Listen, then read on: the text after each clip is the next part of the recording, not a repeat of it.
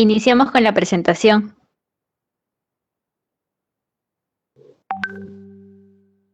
Muy buenas tardes con todos los presentes. A nombre del alcalde de Lima, Jorge Muñoz Wells, a través del gerente de Educación y Deportes, Juan Pablo de la Guerra Durioste, y del jefe del proyecto Maestro Influencer, Pedro González, les damos la bienvenida a la conferencia virtual Innovación y Emprendimiento con Design Thinking, que tiene por objetivo identificar la estructura, procesos y criterios del método de aprendizaje orientado a proyectos, partiendo de la metodología de innovación denominada Design Thinking. La conferencia forma parte del programa Lima Emprende, donde el objetivo principal es formar docentes líderes, capaces de emplear herramientas y de técnicas de innovación y emprendimiento para desarrollar en sus estudiantes la competencia número 27 del currículo nacional: gestionar proyectos de emprendimiento económico o social. Sean pues bienvenidos y esperamos que saquen el máximo provecho de todo lo que tenemos preparado para ustedes. Antes de dar inicio, les vamos a comentar cuál será la dinámica de participación. Durante toda la conferencia, ustedes podrán realizar sus preguntas o consultas en el cuadro de comentarios en la parte inferior, y luego un moderador se las hará llegar al ponente. Es así que el día de hoy nos acompaña Alfredo Pérsico, director y cofundador de Future Lab, candidato a un PhD en psicología, especialista en Design Thinking, Lean Startup, Scrum e innovación estratégica. Estimado Alfredo, te damos la más cálida bienvenida y te escuchamos atentos. Muchas gracias, José Luis. Es un placer poder estar con ustedes el día de hoy. Mi intención como parte de este pequeño granito de arena es poderles dar alguna herramienta y algunas luces sobre una metodología que nos podría ayudar bastante a poder entender lo que significa hacer innovación, pero también con una estructura de un aprendizaje orientado a proyectos, donde entiendo perfectamente cómo las personas que están gestionando estos emprendimientos, estos proyectos sociales, económicos, comienzan también a desarrollar competencia en el marco de esta perspectiva denominada Design Thinking o también entendida como pensamiento de diseño. Para esto voy a compartir mi presentación para comenzar el día de hoy.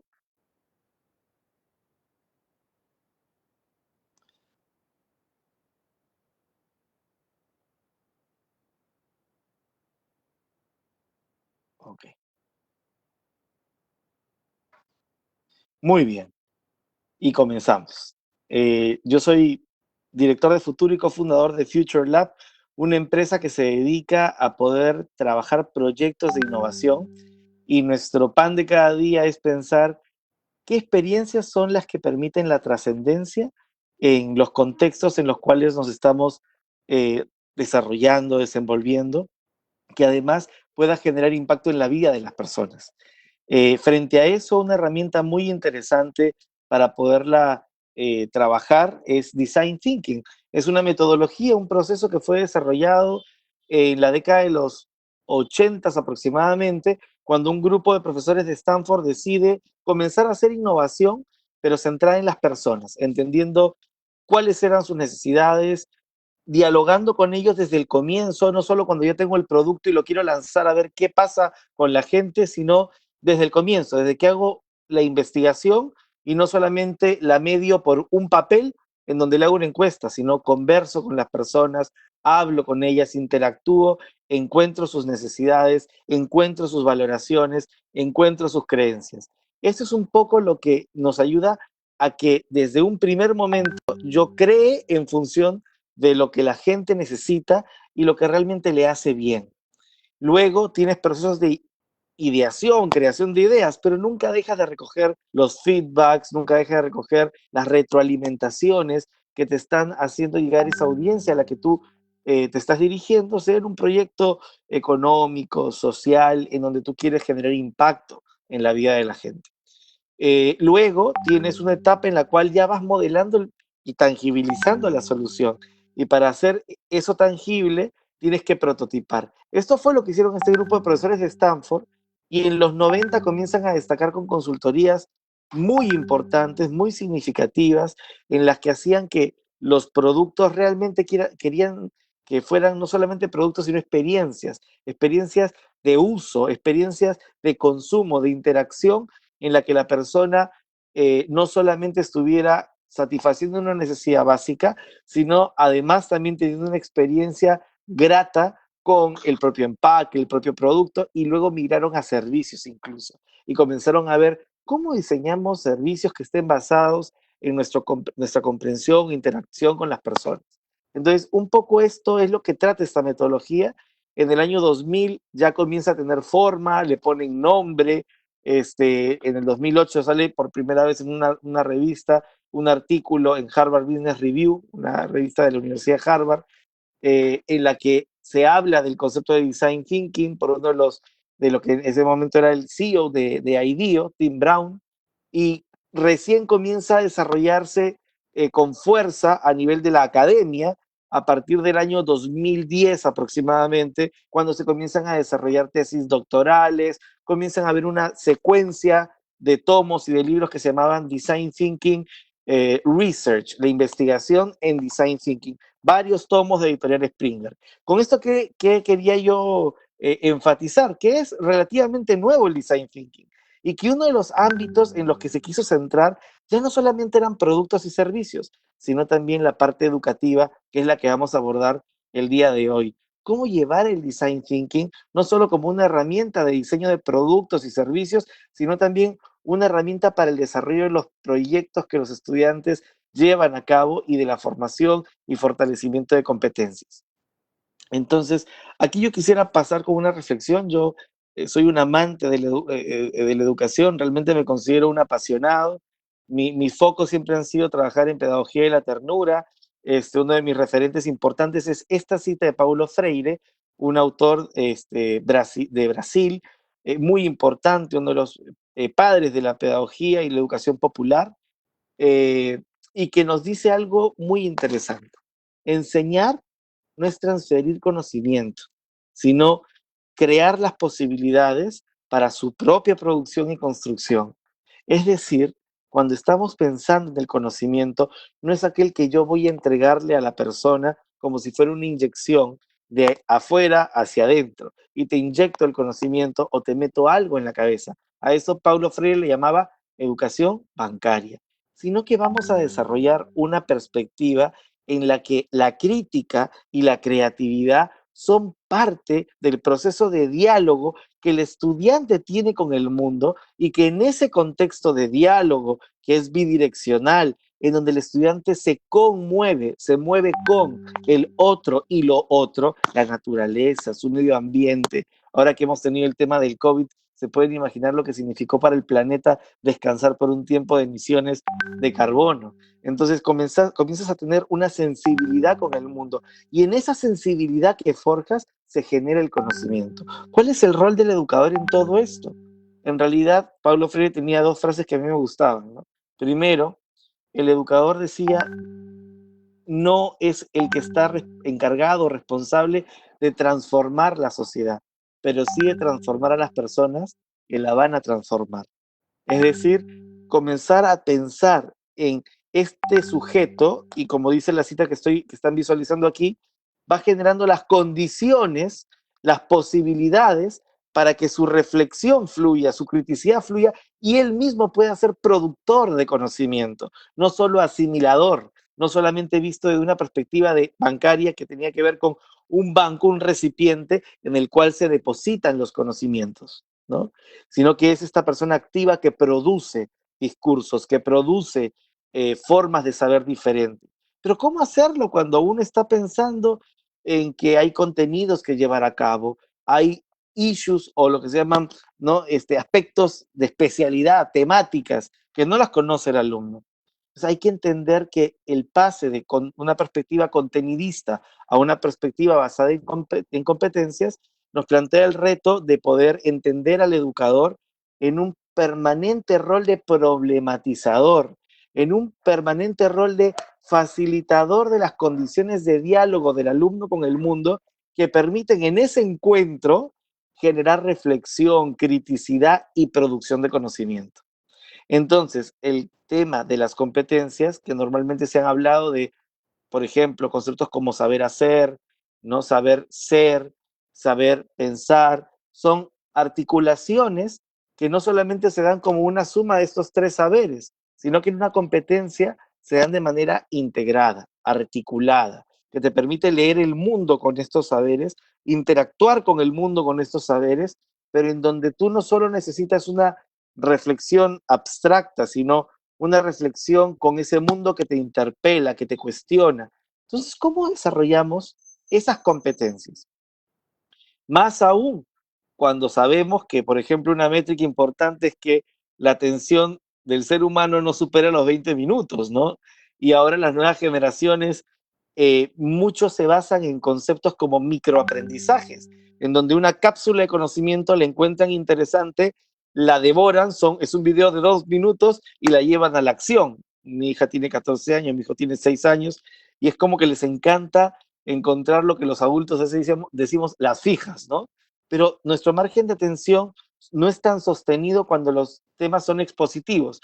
Eso no quiere decir estar en contra de la exposición, evidentemente. Lo que quiere decir es que inclusive una exposición que haga el docente es fruto de una estrategia y de una didáctica que ha aterrizado un conocimiento para ponerlo en movimiento. Es decir, para ofrecérselo al estudiante y que el estudiante comience a interactuar con eso para producir pensamiento, no para insertarle lo que es verdadero y lo que es falso, sino para ofrecerle una serie de recursos simbólicos que lo interpelan, que lo hacen pensar, que le hacen dar vueltas a las cosas y de repente encontrar ángulos que no habíamos pensado que existían.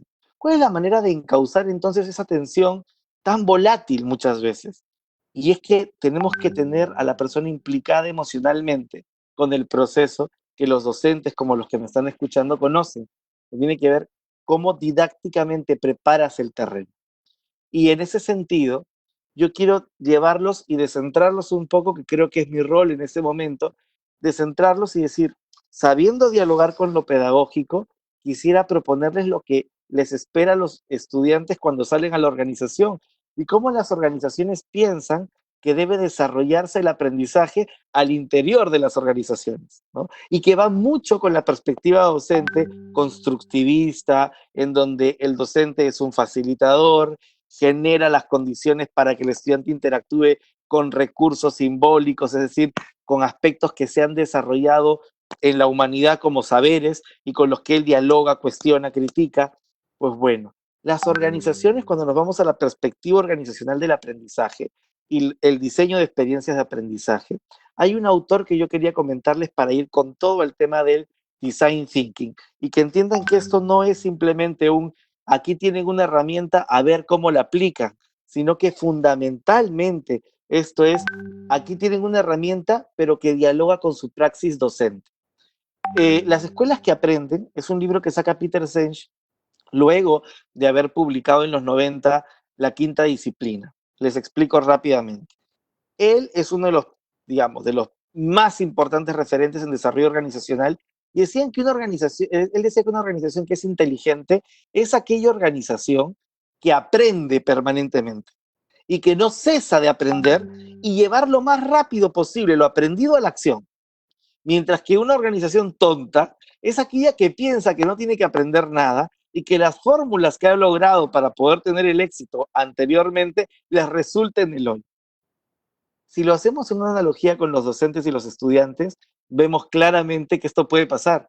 A veces fórmulas que el docente ha tenido en su vida, no estoy hablando como disciplina y profesión docente, sino en su vida, a veces tratas de transmitirlo, pero son aprendizajes que tienen que ser criticados, cuestionados, puestos en reflexión crítica por parte del estudiante, porque no necesariamente esos aprendizajes le garantizan al estudiante su desarrollo, sino que tiene que recrearlos, adecuarlos y desde su singularidad poder producir nuevas trayectorias o nuevas posibilidades de vida. En este sentido, hay que pensar cómo se da ese proceso de aprendizaje y sobre todo ese proceso de cambio conceptual, como diría Mario Carretero, un autor muy importante, cómo se daría ese proceso de gestión conceptual, pero también cómo se desarrollan con la producción de conocimientos nuevos, ¿no? A partir de la investigación del estudiante, por ejemplo. Entonces, dice este autor que esto no se puede pensar desde un conocimiento que viene de afuera y que te llena la cabeza, tu actitud cambia y luego lo pones en práctica. El proceso es al revés. Es primero, cuando tú quieres generar cambios, estableces rupturas, o sea, cuestionamientos, preguntas, técnicas, didáctica, que te ayude a cambiar la manera de resolver las cosas y complejizar muchas veces esa forma de hacerlo. Y ahí, en ese cambio de ritual, en ese cambio de comportamiento o estrategia de interacción que tú has diseñado como docente o en este caso como organización, vas generando aptitudes y capacidades que te ayudan a motorizar el cambio. Luego que tú estás practicando esas capacidades, luego de una práctica intensa que tiene que ver con habilidades que ya veremos después, pero que son muy del uso común, pero eso no quiere decir que se apliquen siempre en nuestra vida. Muchas veces, a veces vivimos la vida medio automatizadamente y hasta medio alienados. Entonces, poner la crítica ahí donde no estaba es incómodo, nos saca de nuestra zona de confort. Pero luego de que estamos entendiendo que hay otras prácticas para vincularnos, por ejemplo, los métodos que utilizan de investigación los profesores para que los estudiantes exploren su mundo, su realidad, que vean experimentos en casa, etcétera, son maneras de cambiarle las prácticas y de desarrollar nuevas aptitudes y luego eso genera nuevas sensibilidades. Quiere decir, la conciencia de, ay, entendí por qué lo que estaba haciendo era importante y la sensibilidad hacia esa nueva forma de poder crear soluciones, de poder pensar y reflexionar las cosas, pasa cuando tus rituales cambiaron y se generó un crack en tus rutinas gracias a esas interacciones o esas experiencias que ha diseñado el docente. Entonces, ahí recién entras en conciencia y sensibilización. Entonces, a veces te dicen, no hay que sensibilizar un poquito. No, hay que ir directamente a la práctica y generar nuevas prácticas que son fuentes de subjetivación, son fuentes de cambio de chip, en donde la sensibilidad y la conciencia toma un giro distinto. Y luego en esa misma práctica, como si fuera un círculo virtuoso, cuando decimos virtuoso, imagínense una espiral ascendente, das vueltas sobre un mismo eje. Sin embargo, cada vez que vuelves a mirar el eje y estás más arriba de la espiral, tienes mayor visibilidad sobre la hondanada. ¿No es cierto? Puedes ver, conforme vas subiendo de círculo en círculo, más comprensión de ese fenómeno, más entendimiento, más capacidad de acción e incidencia. Sin embargo, cuando das círculo vicioso sobre lo mismo, tienes que esperar hasta que te estrelles, ¿no? Ese es un poco el concepto. Entonces no tienes que esperar a estar sensible, tienes que romper prácticas, buscar experiencias que incidan y descentren al estudiante de sus saberes tradicionales y luego va a tomar conciencia y al final va a cambiar la actitud en torno a esas competencias y va a generar nuevas creencias, que va a hacer que las creencias anteriores que tenían, que podrían ser limitantes, no creencias que más bien te impulsen por la trascendencia, sino creencias limitantes, se cambien y digan, ahora yo sé que puedo hacer esto u otro. Entonces, esto quiero que sea la base de lo que en este momento vamos a compartir. Estas tres aptitudes que decía Peter Senge en la primera parte del ciclo, dense cuenta, aspiración. No estamos hablando de competencias digitales, estamos hablando de poder construir horizontes personales y colectivos, poder soñar, poder visualizar cambios, poder tener una visión de lo que quieres cambiar. Una maravilla. Estamos hablando de cómo lo organizacional se ha nutrido de disciplinas de las ciencias de la educación para poder fortalecer sus procesos de aprendizaje en la empresa. De esto se alimenta Peter Senge. Entonces, es interesante que no estamos hablando de grandes competencias del nuevo tipo, sino de esas aptitudes básicas que te permiten no cesar de aprender. Luego, la reflexión y la conversación. Aprender a conversar no es algo que sepamos. Normalmente entramos en un ping-pong de quién tiene la verdad. Y justamente esto lo tenemos que cambiar con el diseño de experiencias y de prácticas en donde el sujeto que entra a lo que el profesor propone ya no puede entrar en esta interacción de porque yo, porque tú, porque nosotros, porque tú no, y nosotros sí, y pensamiento de grupo y formas de poder discutir el poder. ¿Cuáles son esas reglas que ponemos para aprender a conversar? a no ponerte una pregunta de opción múltiple, sino que la gente entienda a poder co-crear y construir pensamiento con el otro. La conceptualización es el otro tema fundamental. Cómo aprender a ver fuerzas, sistemas que te limitan y que te permiten el crecimiento. Verte en interconexión con el mundo. Conceptualizar. Aspirar, reflexionar y conceptualizar son las tres características que te permiten innovar. Son las tres características que te permiten aprender. Barry O'Reilly decía en su libro de Unlearn, Desaprender, de la Universidad de Singularity University, innovar es aprender. No hay diferencia entre aprendizaje e innovación, en tanto que el aprendizaje se lleva a la práctica lo más rápido posible. Y es que, claro, ¿qué mejor forma de innovar que aprendiendo? Esta es la clave. Esta es la manera de poder entender esas tres aptitudes o capacidades articuladas en un círculo virtuoso en el cual estás sometiéndolos a la práctica todo el tiempo para poder crear proyectos. Y aquí el concepto clave es, entonces, ¿cómo se desarrollan los aprendizajes? ¿Y cómo puedo desarrollar las competencias? Si me estás diciendo que confronte al alumno, que lo problematice, que diseñe experiencias, que él sea autónomo, pues con aprendizaje orientado a proyectos. Y este aprendizaje orientado a proyectos evidentemente tiene que tener un tipo de nuevo lenguaje. Peter Senge decía que tenía que ser visual y en las organizaciones, eso para lo que ustedes están preparando a los estudiantes, los procesos con post-its, los procesos visuales de dibuja y enséñame lo que estás planteando, de volver a lo concreto, de bosquéjame tu idea, requieren un esfuerzo muy fuerte de conceptualización cuando tú dibujas, pero además para poderlo exponer, interactuar, entenderse mutuamente. Hay que crear nuevos lenguajes visuales, pero desde la perspectiva de un aprendizaje orientado a proyectos. Ustedes me dicen, oye, mira cómo está vinculada la competencia número 27 con el aprendizaje orientado a proyectos y cómo el aprendizaje orientado a proyectos está ayudándome a poner en práctica estas capacidades. Aspirar, en un proyecto aspiras un horizonte, en un proyecto generas reflexión y conversación permanente y además conceptualizas, ¿no? Entonces, esto es crucial. Ahora, veamos entonces, cuando hablamos de aprendizaje orientado a proyectos, quiero hablarles de Design Thinking. Ustedes me dicen, ¿pero qué es esto? Si me dijiste que Design Thinking era algo que había sido creado por profesores de la Universidad de Stanford en la década de los 80, luego en la década de los 90 comienzan a formalizar su consultora y en el 2000 en adelante recién comienza a hablarse del concepto de Design Thinking y se articula la escuela de diseño, la D-School, Escuela de Diseño de Stanford. Y recién el artículo a partir de 2010, 2000.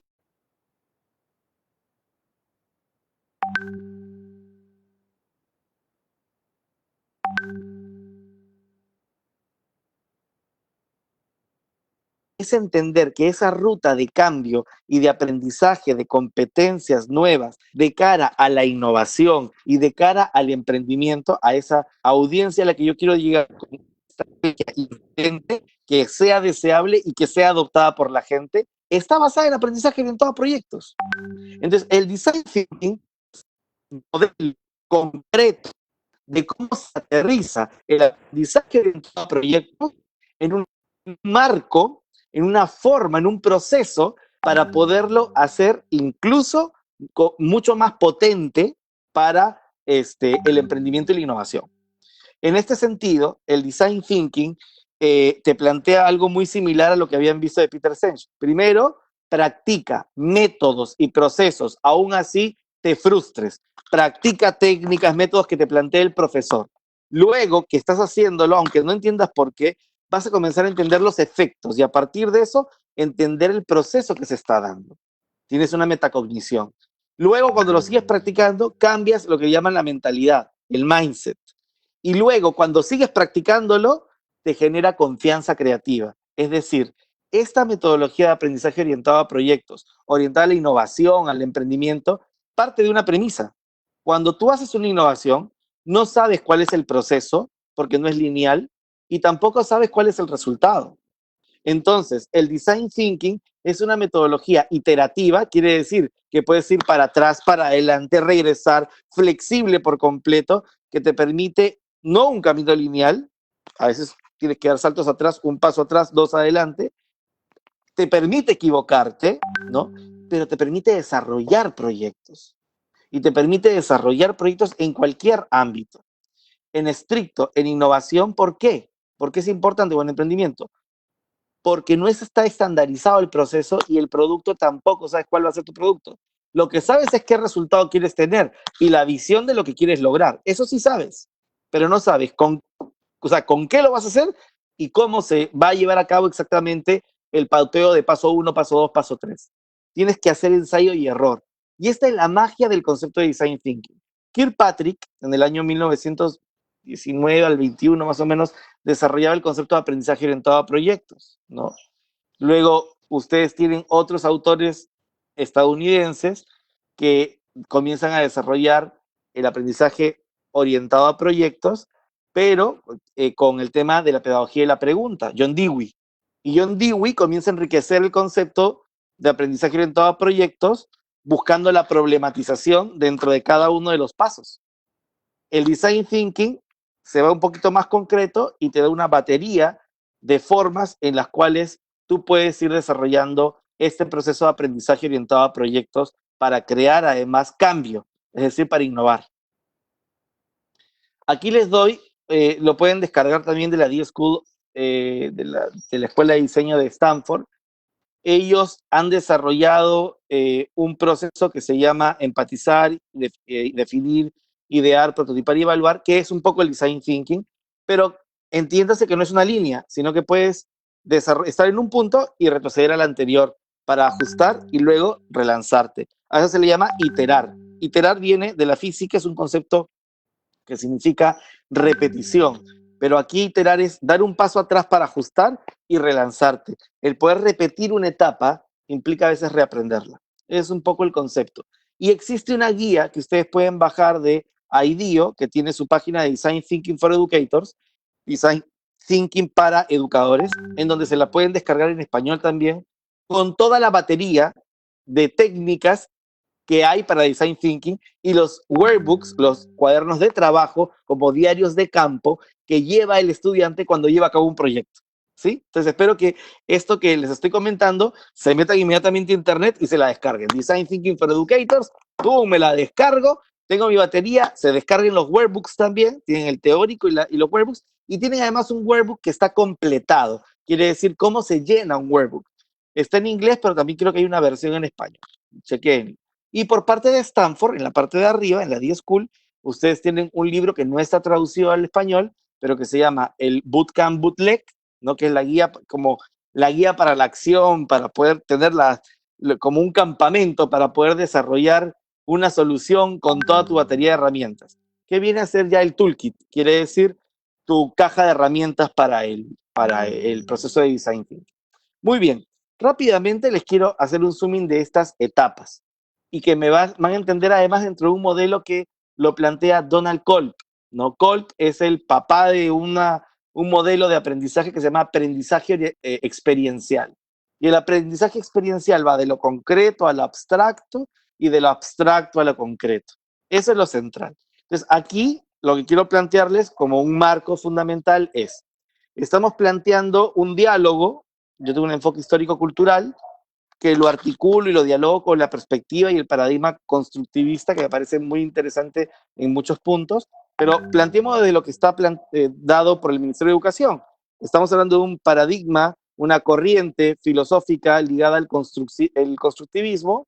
Dentro del constructivismo estamos tratando un método, ¿no? Que es el didáctico, que a ustedes les va a ayudar a poder dialogar y diseñar sus clases y sus unidades, y este es aprendizaje orientado a proyectos, ese es el método que están utilizando, y dentro de ese método lo aterrizan con un modelo que se llama Design Thinking, ¿ok? Que es un proceso con el cual se gestiona el proyecto de innovación o emprendimiento.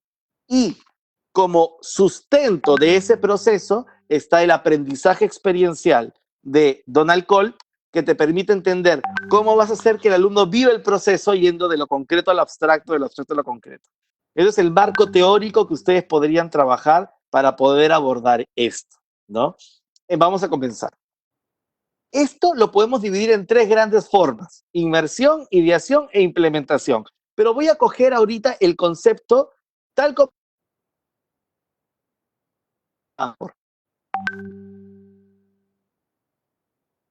Cuando tú comienzas con la empatía, lo que haces es primero define claramente el reto. Tienes que saber qué es lo que estás buscando, qué cambio quieres alcanzar, qué audiencia es a la que tienes que dirigirte. Lo primero que tienen que hacer con sus estudiantes entonces es que piensen en la audiencia y que piensen en el impacto que quieren generar, ¿no? ¿Por qué lo están haciendo? Su misión, su razón de ser.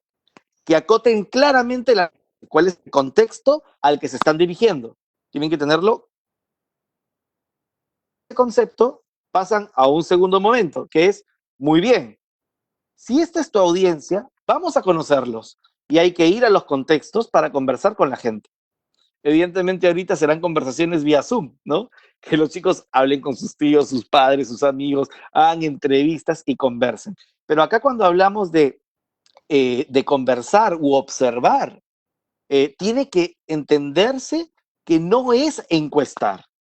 O sea, yo no es una encuesta de pregunta ABC, sino que estoy generando dinámicas de diálogo y profundización en lo que la gente me cuenta. Entonces, yo lo que necesito saber es, cuéntame una anécdota, oye, fue a ti un tipo de situaciones. ¿Me podrías contar una historia o algo que tú hayas escuchado de familiares o algo que tú hayas vivido? Son cosas como esas, preguntas abiertas que no se pueden responder con sí o no. Enseñar a conversar. ¿Se acuerdan que habíamos visto a Peter Sage? O sea, reflexionar y aprender a conversar. Es lo que las empresas buscan formar, porque la gente no va con esa aptitud, con esa capacidad al trabajo. Tienes que aprender a dialogar. ¿Sabes cuál es la mayor sensibilidad que tiene la persona? La capacidad de poder sentir al otro un diálogo y capturar la valoración para poder entender dónde cuando quieres sacar una iniciativa adelante. Entonces, la clásica de que mi producto sea factible, viable, tiene que ir de la mano del producto o servicio o proyecto que estoy haciendo sea viable también. Esta es la clave. Y por eso es que yo logro empatizar. Ahí está la palabra empatizar. ¿Eso qué me permite? Me permite poder descubrir lo que son las revelaciones, los insights. Es decir, las formas en las que yo entiendo, uy, ya vi qué motiva a la gente a cambio. Yo tenía mi super idea, pero la gente nunca lo iba a adoptar. Yo tenía mi super producto, pero nadie lo iba a comprar. Yo tenía mi super servicio, pero nadie iba a pagar por ello. Nadie iba a inscribirse. Nadie iba a sumarse.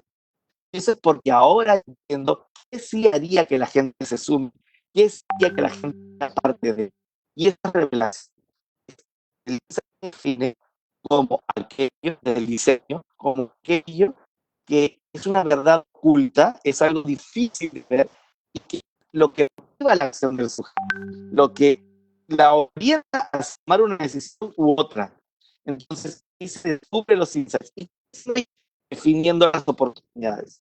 Ah, ya sé lo que valora, ya sé lo que necesita, ahí tendríamos que ver también lo que necesita. Perfecto. ¿Qué he hecho?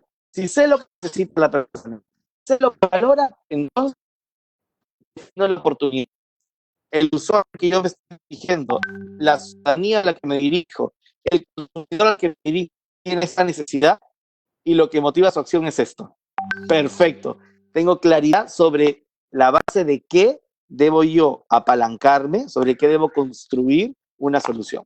Luego viene la fase de ideación. Y ojo, toda la parte de empatía y definir, léanlo así. Eso se le llama inmersión. La primera I. Me meto y siento a la gente. Empatizar y definir. Empatizo. Defino. Ajá, ya entendí lo valioso. No lo defino desde un árbol de problemas, desde un diagrama de Ichikawa. Lo estoy definiendo desde conversaciones que he tenido e interpretaciones que son consistentes en la medida en la que me permiten dialogar con el sujeto, entender su práctica y poder explicarla. Entonces, ahí interpreto y es cualitativo, no es un proceso cuantitativo. Y ese proceso cualitativo viene de la etnografía. Esta parte de empatizar y definir es un proceso de inmersión o de investigación cualitativa y de manera mucho más estricta de etnografía aplicada para los negocios, en el ámbito de los negocios, para los proyectos sociales, Es decir, es una investigación etnográfica en campo, en contexto, para entender a la gente. Entonces, una de las cosas que no puedes hacer es no haber definido bien tu reto y delimitado bien cuál era el contexto al que te estabas orientando. Porque si no, no vas a poder ni empatizar ni definir ninguna oportunidad. Luego, en el idear, hay una característica del design thinking. Co-creas. Acá hay varias ideas claves. La co-creación implica que yo me deje, digamos, impactar por la idea del otro, co-crear, resonar. Y esto se traduce en una regla: construir sobre ideas. Es decir, ideas sobre ideas. Yo construyo a partir de la idea del otro. Y eso es muy difícil. Y la co-creación es visual, además. Hago un post-it, lo escribo, lo enseño y voy interactuando. ¿Y cómo lo podría hacer yo? Hay espacios como el Mural, por ejemplo, que es una web que ustedes pueden utilizar para ir pegando post-its, en donde cada uno va poniendo su post-it con sus ideas y así van socializando y así van co-creando y modelando juntos. Luego de la ideación, que es la segunda I, la inmersión, empatizar y definir. Ideación, es ideación, viene la parte de cómo implemento progresivamente a través de prototipos. Yo le digo al alumno, al estudiante, a ver, tangibilízame tu idea. ¿Cómo sería tu catálogo? ¿No? A ver, simúlame esa experiencia. ¿Cómo sería tu producto? A ver, házmelo con con temas reciclados, ¿no? Bocetéalo y vas avanzando de prototipos de baja fidelidad, quiere decir prototipos visuales, dibujos, bocetos o cosas que se puedan entender visualmente, a prototipos interactivos con los que yo puedo interactuar. Y de repente, si nos alcanza el tiempo, prototipos simulados, ¿no? Esto, luego que he ido haciendo los prototipos, no es que yo lo voy haciendo simplemente, hago mi prototipo y luego lo complejizo y luego lo complejizo. No, cada prototipo se somete a retroalimentación y co-creo con la audiencia y le pregunto qué piensas y ellos nos dicen y nosotros le damos vueltas y comenzamos, mira, lo que valoró fue esto no le pareció, esto lo vio como punto fuerte, esto le pareció innecesario y vamos entendiendo qué cosa es lo que la audiencia que adoptaría mi solución ve en ese prototipo que se está acercando hacia una solución de más alta fidelidad, es decir, más cercana a la realidad. Eso es design thinking. Y vas haciendo ensayo y error, ensayo y error, ensayo y error. ¿Qué evalúa el docente? Evalúa la flexibilidad, evalúa la capacidad de reflexión crítica, evalúa la capacidad de reformular los marcos con los que él venía para entender esa realidad y que los sujetos, siempre la realidad excede al modelo mental que uno tiene, te está abriendo de par en par, te abre la mente porque co-creas con los demás. Y finalmente tienes el proceso de evaluación, en donde ya pones a prueba todo este prototipo final que has ido testeándolo y comienzas a generar ya los refinamientos necesarios para poder llevar a cabo el producto final, ¿no? Con el que vas a salir, que algunos en innovación y emprendimiento le llaman MVP o PMB, Producto Mínimo Viable, en inglés MVP, Minimum Viable Product. Entonces, esto es un poco el proceso. ¿Pero eso qué quiere decir? Quiere decir que tú cuando estás desarrollando a ver, uy, no ha salido acá bien la diapositiva, pero bueno, cuando tú estás desarrollando el salto atrás, puedes decir, estoy prototipando, pero ¿sabes qué? Vamos a volver a conversar, empaticemos, más entrevistas y luego redefinimos la oportunidad, hacemos más ideas y tuneamos, ¿no? Robustecemos el prototipo. Esta es la manera de pensar en design thinking. Puedo ir de atrás para adelante, de lo concreto a lo abstracto, de lo abstracto a lo concreto, y así voy teniendo un aprendizaje experiencial, vinculante con el otro y con lo otro.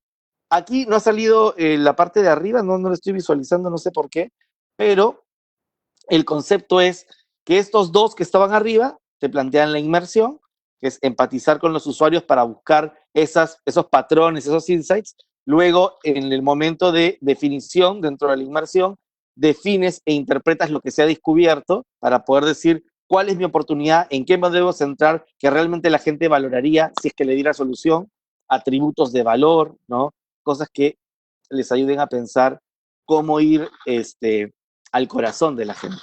La ideación, ya saben, es co-creación pura y la implementación viene a ser un proceso progresivo de prototipado, ensayo y error, robustecimiento, integración de feedback y es la parte más reflexiva y crítica que hay. Esto se lo plantean también en la guía de Design Thinking for Educators, que está disponible en internet de manera gratuita en PDF, se lo envían a su correo electrónico, y está clarísimo como el descubrimiento, cómo se debe trabajar, la interpretación, cómo se debe trabajar, y los animo a podérselos descargar, se los animo a poderlo utilizar como guía también para estructurar sus procesos de aprendizaje orientado a proyectos desde cualquier asignatura, pero aún más con énfasis en las asignaturas de educación para el trabajo, por ejemplo, donde tenemos que motorizar los emprendimientos, donde tenemos que motorizar la innovación, y no hay innovación, primero, sin contexto. No hay innovación, segundo, sin personas.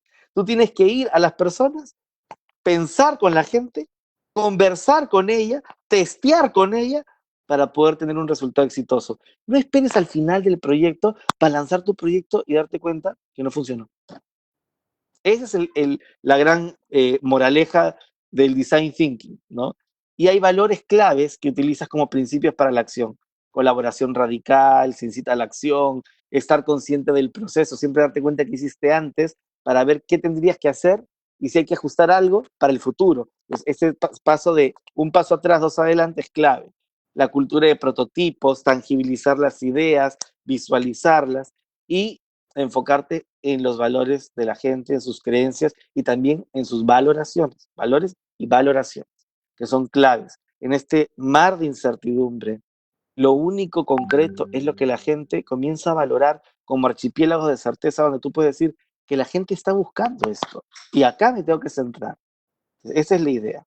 Muy bien, y finalmente lo que a mí me parece importante es señalarles tres ideas claves que me gustaría compartir con ustedes.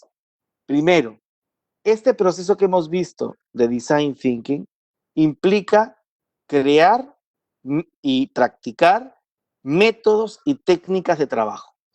Número uno. Segundo, requiere poder desarrollar un conjunto de reglas que tienen que tener recordación, que faciliten un nuevo tipo de interacción, por tanto, facilitar la experiencia colectiva de los estudiantes.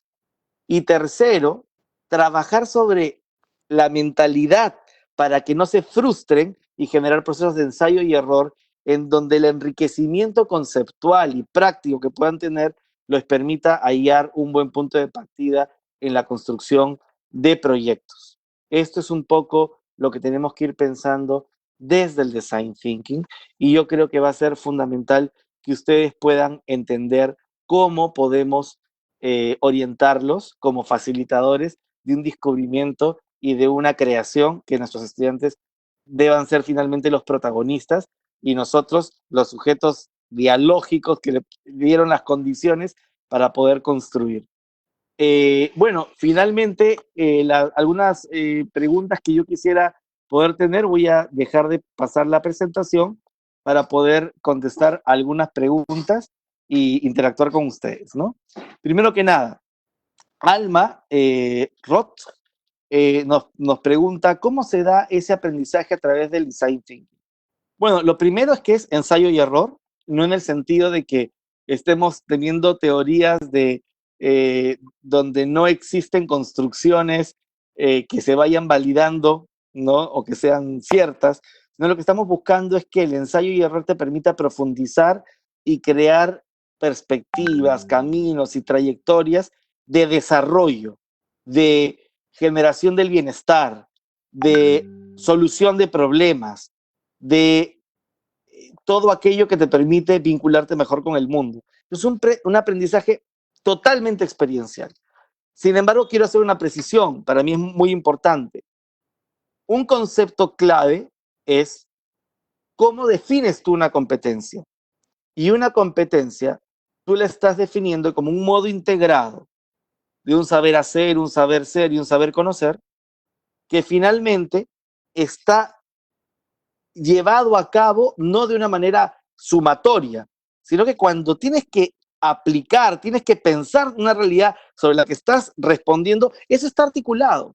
Y la única manera de poder entender una competencia, además, es que todos esos esfuerzos están siendo conducentes a solucionar un problema o a mejorar una situación. Entonces, el design thinking es eso, un proceso para poder solucionar problemas con soluciones que sean además innovadoras y que permitan empatizar con la audiencia a la que te estás dirigiendo. Entonces, el aprendizaje que se da en Design Thinking es un aprendizaje que articula competencias, evidentemente con otras formaciones también personológicas como la motivación del sujeto, sus proyectos de vida. O sea, no todo es competencias en la vida, pero es fundamental, ¿no? Tenemos que motorizarlas, porque son las maneras en las que enseñamos a nuestros estudiantes a resolver problemas. El aprendizaje orientado a proyectos, aterrizado en el método de Design Thinking, que es un proceso de solución de problemas, de creación de estrategias, es lo que nos permite motorizar esas competencias. Tenemos también otra pregunta. Si tuviéramos que sopesar entre los aspectos o fases concretas y abstractas, ¿cuál o cuáles cree usted que serían las más importantes? Todas. No hay un proceso de gestión de aprendizajes y de experiencias educativas que no base de la interacción de la persona con su mundo. Entonces, lo concreto es ese encuentro con lo real. Lo abstracto es esa capacidad de distanciarme de lo real para poder generar y producir reflexión y poder generar solución. Pero luego el diálogo de esa solución con la realidad es un proceso de aterrizaje de lo concreto. Entonces, el decir cuál es más o menos, lo que les diría es que ni la abstracción ni las formas concretas en las cuales nosotros nos vinculamos con el mundo son menos o más. Son parte de un camino experiencial que las personas tenemos con el mundo, ¿no? Y que las abstracciones concretas, que son aquellas que después de lo abstracto has llegado a lo concreto, las abstracciones concretas son aquellas que te permiten tener una posición en tu vida sobre el fenómeno que estás tratando de resolver, el problema, pero además con estrategias personales para la resolución de problemas. Entonces, este proceso que deriva en una abstracción concreta te ayuda a poder gestionar tu vida, que finalmente estamos educando para la vida. María del Carmen nos pregunta, ¿qué significa Design Thinking, por favor? Pensamiento de diseño. O sea, lo que dije al comienzo de la exposición. El pensamiento de diseño, que es pensar como diseñador.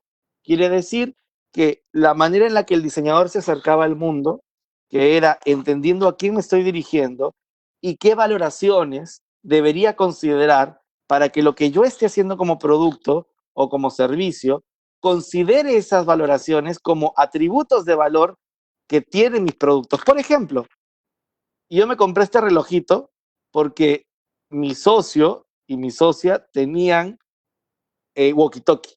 Y me parecía lindo poder jugar con walkie-talkie como cuando yo era niño. El atributo de valor ahí es la nostalgia. Y la nostalgia es una valoración que tú tienes de ese recuerdo de niño. ¿Y por qué lo compré? No lo compré porque me sirva mucho, la verdad. Simplemente lo hice para ser parte del club. Eso es entender muchas veces las necesidades humanas que nos llevan a poder conectarnos con la gente de otras formas y que no son tan básicas como las que uno pensaría, ¿no? Como comer, irse al baño, lo que fuere. Pero el concepto clave ahí es cómo vamos modelando estos productos sobre la base de esta interacción donde yo me pongo a diseñar algo para el otro.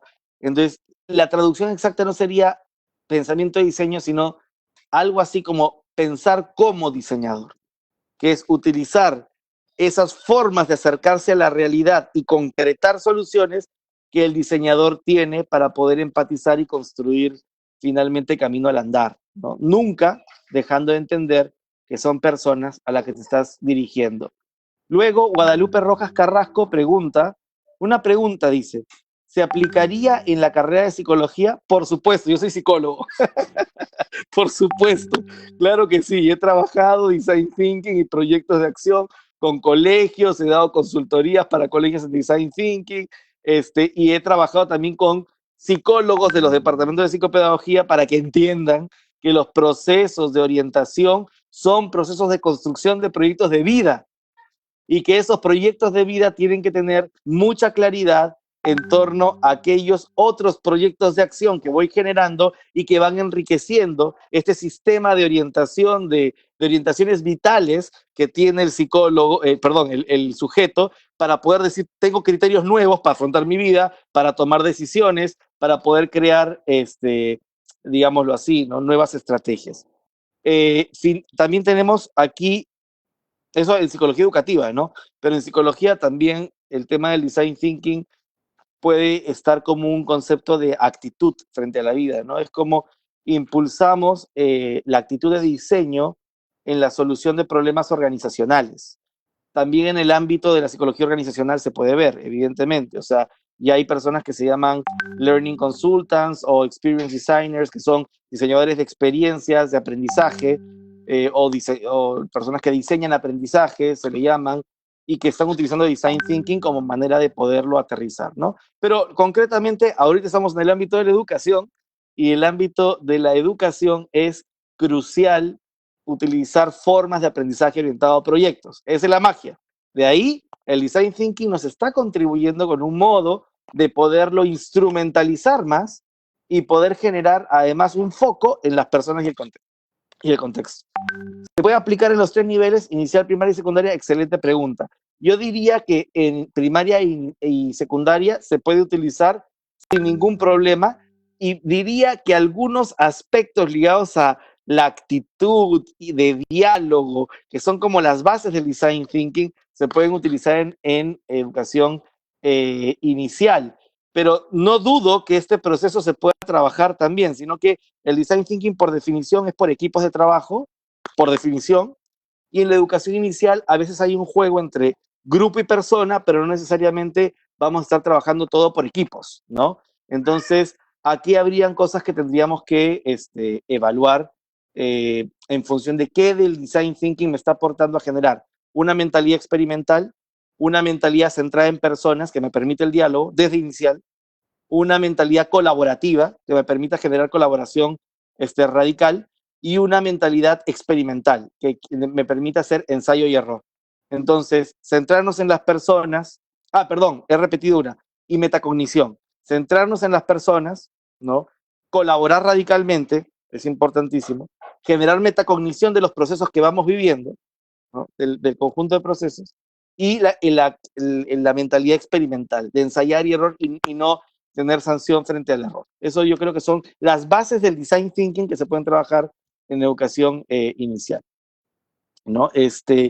María eso me lo preguntó Sai Xian. María Zorrilla está preguntando, gracias, por favor, quisiera saber si es aplicable en ciencias y qué relación tiene con la metodología científica. Claro que es aplicable en las ciencias. Lo que sucede, a ver, voy a ser crítico no para desvalorizar, no para quitarle lugar al método científico, sino ¿qué entendemos por método científico? ¿El método biomédico o físico? ¿Acaso el método científico no es hacer etnografía también? ¿Investigación cualitativa? Maneras de acercarte a la realidad no solamente de forma deductiva, sino también inductiva, o utilizando la deducción y la inducción como parte del proceso de acercamiento a la realidad. O sea, estos son temas que tenemos que pensar. Entonces, el método científico, para mí, Design Thinking es un método científico, pero que se articula hacia la resolución de problemas. Involucra este tipo de cosas, pero es porque es el diálogo con la gente, para la gente. Pero yo no me imagino en psicología, en educación, en ramas de las ciencias humanas, en sociología, en antropología, decir, por ejemplo, que la investigación cualitativa no es científica. Y esto lo comento ¿por qué? Porque muchas veces los marcos que utilizamos para entender el método científico son marcos positivistas lógicos. Quiere decir A, B, entonces C. Y ese es uno de los principales errores que tendríamos que ver. Más bien tenemos que ver procesos de investigación y producción de conocimiento basado en la interpretación como herramienta clave para poder elaborar teorías, modelos conceptuales, etc. Entonces, lo que tenemos que pensar es que el método de variable independiente, variable dependiente, ¿no? Y A, B, entonces C, no es la única manera de investigar, y tenemos que abrir la mente a que el proceso de investigación es en sí mismo un proceso creativo, más aún cuando hago un emprendimiento o una innovación, que es el tema de hoy, y esa innovación y ese emprendimiento quiere tener impacto, es decir, que la gente lo adopte y que resuelva el problema. Si no es, ojo, que no es innovación, si no resuelve el problema. Para eso necesito centrarme en personas, para eso necesito aprender a dialogar. Una encuesta no es método científico. No, no, pero hay un número, es probabilístico, claro, es neopositivismo, pero no es un marco en el cual pasé de decir que era la verdad a pasar que era probabilísticamente cierto, ¿no? Pero ¿cómo hacemos con las ciencias humanas la capacidad de vincularse en una persona con la educación para el trabajo, entender realidades organizacionales, plantear lineamientos de dirección organizacional y desarrollo del proyecto. Son personas, entonces tengo que aprender a solucionar y articularlos con métodos que yo considero que también son científicos, pero que no son necesariamente el método tradicional extraído de la física, ¿no? Entonces, eso sería un tema. Yo he trabajado este tipo de métodos también de design thinking, utilizando proyectos en donde el conocimiento histórico se pone en juego, utilizando proyectos en donde el conocimiento matemático se pone en juego, utilizando proyectos en donde el conocimiento el gramatical se pone en juego, porque finalmente quieres generar campañas comunicacionales incidentes del tejido social. Puedes utilizarlo en el contexto que tú quieras, ¿no? Y por eso se sacó la guía de Design Thinking for Educators. Por eso les digo, no se dejen asombrar por el rótulo de Design Thinking, piensen que es un aprendizaje orientado a proyectos, que es uno de los métodos, como método de casos, como método de ABP, aprendizaje basado en problemas, que podrían utilizar, pero que el Design Thinking le da una riqueza creativa, está basado en esa divergencia y convergencia creativa que se da, que es súper importante, ¿no? Entonces, ese es el concepto, no dejar de pensar en el educador como aquel que va a ayudar a ser un facilitador de pensamiento del otro, ¿no? De la creación del otro, de la investigación del otro, pero facilitan, pues, ¿no? Y es un tema pedagógico, didáctico, no solamente es un tema traído, pues, de las ciencias empresariales al mundo de la educación, ¿no? Catherine Minaya pregunta, ¿cómo poder formular un insight? ¿Hay alguna estructura? Bueno, sí hay, ¿ya? El concepto es el siguiente. El insight es lo que motiva la acción y para eso te respondes por qué. Les voy a dar una formulita. Usuario, Alfredo. Perfecto. Alfredo tiene un problema. Está llegando tarde al trabajo. Ustedes saben, en estas épocas de COVID, mucho tráfico. Entonces Alfredo tiene que llegar temprano al trabajo en hora punta. Pero cuando yo veo el problema, en abstracto es llegar temprano. Pero cuando he conversado con Alfredo y con otros Alfredos que sufren del mismo problema, me doy cuenta que el problema humano, o sea, la situación, se convierte en problema encarnado, es Alfredo y le aplico ar, er, ir. Alfredo necesita, ahí está la necesidad, aliviar el tiempo de espera del taxi, el bus o lo que sea en hora punta. Entonces, ese es mi verdadero problema, no es llegar tarde. No, pero si yo lo que quería ver era llegar tarde, esa es la situación que querías resolver. Pero cuando fuiste a ver el problema encarnado, es como la gente lo siente y lo representa. Era aliviar el tiempo de espera en hora punta. ¿Qué tiene esa necesidad? Verbo infinitivo. ¿Qué tiene? Un objeto. Aliviar el tiempo de espera, objeto. Y tiene un contexto, en hora punta, ¿no? Que puede ser cuándo, con quién, con qué, dónde, ¿no? Tiene un contexto. Luego esa necesidad le pregunto, ¿y por qué? O sea, ¿por qué siente que ese es el problema? Y ahí viene el insight, ahí viene la revelación, que es porque, por ejemplo, le gusta sentir que tiene el control de su tiempo, o porque no le gusta quedar mal con su equipo, ¿no? Porque le gusta estar de manera oportuna cuando comienza el día para resolver problemas temprano. Cualquiera de esas cosas, pero tiene que ver sobre la base del diálogo que han tenido conmigo, interpreto por qué la necesidad. Entonces lo que yo hago es preguntarle, ¿por qué necesita aliviar el tiempo de espera? ¿Por qué? Porque tal cosa. Le pregunto un por qué más y hasta un por qué más, para ver cuán profundo puedo llegar a la razón o la verdad escondida que me dice, ya, es que lo que valora es poder resolver sus problemas a tiempo, ¿no? O no fallarle a su clase, o ese tipo de cosas que nos pueden ayudar a tener mayor entendimiento del tema. Muy bien. Dicho esto, esa es la manera de formular un insight, respondiendo un por qué, ¿no? Y la estructura es esa, ¿por qué? Entonces, Alfredo necesita ar, er, ir, objeto y contexto, necesidad, porque insight, valoración. Y está cargado de afectividad, no es un por qué como una razón, está cargado de afectividad. Porque no quiero perderme los primeros minutos para resolver problemas, porque no quiero fallarle a mi equipo, porque es lo que fuere. Está cargado de valoración, no es una causa objetiva. Esa es la manera de hacer un insight. Y luego eso lo convierte en una pregunta generadora. ¿Cómo podría hacer para la necesidad cómo podría hacer para satisfacer la necesidad porque el insight o para el insight? Lo pongo una pregunta y ese cómo podríamos es lo que me permite hacer lluvia de ideas, trabajar, interactuar, etc.